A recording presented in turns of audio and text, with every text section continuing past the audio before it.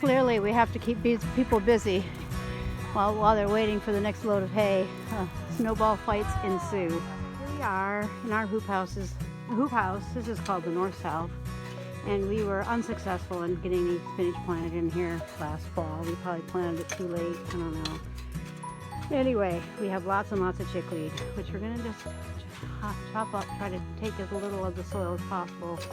Take the chickweed out and feed it to the chickens. They'll have a real feast on this. This is great, nutritious stuff. And then Wednesday, we will be planting new spinach seeds here.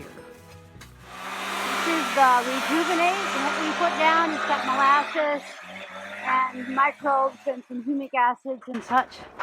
And it'll help digest what's here and make this really nice for us. We're going to plant on Wednesday, 2 days from now. Now we are putting rows into these beds in the North-South hoop house. They're all going to be spinach. We're going to come in, you can probably hear the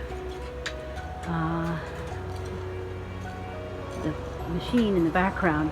Claire's going to put down some transplant drench next in here after we finish making these rows. The final step here, well, not quite final, but the final step for the spinach here is to cover them up after they've been planted. And here is Rachel back from her winter hibernation, covering those up for us in the hoop house. Again in the same house, finishing the covering of the spinach seed, and then we're going to put down the clover, which is in that bucket over there. We're going to put that down the middle of the pathway so we have some nice green growing stuff in here everywhere. But one of the things I wanted to remark about is the use of Rejuvenate and Spectrum, which are a couple products from, well, Spectrum is actually from Tineo Technologies, and Rejuvenate is from AEA, the Advancing Eco Agriculture folks. We sprayed that on Monday after we took out the chickweed, and the soil was somewhat, not hard really, but it was somewhat more compact than it is now. And I don't know if that you can see from here, but the soil has turned really fluffy and very just really gotten going. What happens is the Rejuvenate has a lot of biology in it, along with some molasses which feeds them, and they start to really multiply like crazy. And in that 2 days they're able to really soften up that soil and make it really ready for the new seeds that we're going to put in here. We have the drip tape down. We won't be using it for a while because it's plenty moist in here. You see these nice piles of snow on either side of the house too that are providing us a lot of insulation in here. Hopefully that'll be leaving in the next few days. Final.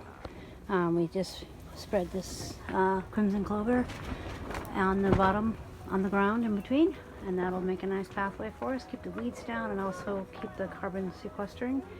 And we are done. There's a little dingo hole over there in that piece of remate. We'll see if there's a difference in the germination between the spinach that was covered and that little space that wasn't. Just another little opportunity to learn. Here's our clover right here. Today we are planting kale in the yellow house.